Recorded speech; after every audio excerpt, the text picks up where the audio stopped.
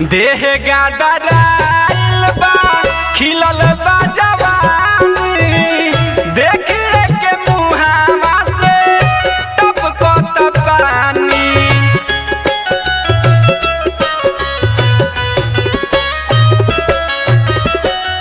देह गादराइल बा खिलल बा जवानी देखिए के मुहावा से टपकत पानी। बॉडी बा गोटाइल तोहर बॉडी बा गोटाइल तोहर नजर पगड़ल पेट लेबू का चुमा के बोला रे लेबू का चुमा के बोला रे लेबू का चुमा के बोला रे लेबू का चुमा के बोला रे।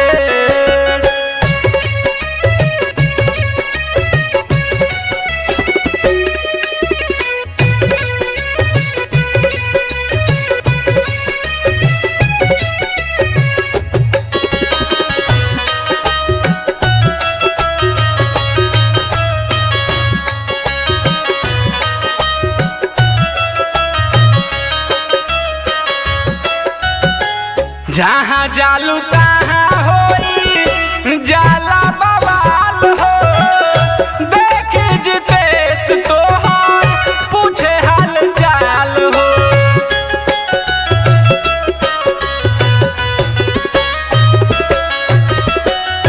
जहाँ जालू तहाँ होई जाला बवाल हो देख जितेश तोहर पूछे हाल चाल हो। सुनला पे भाग जागे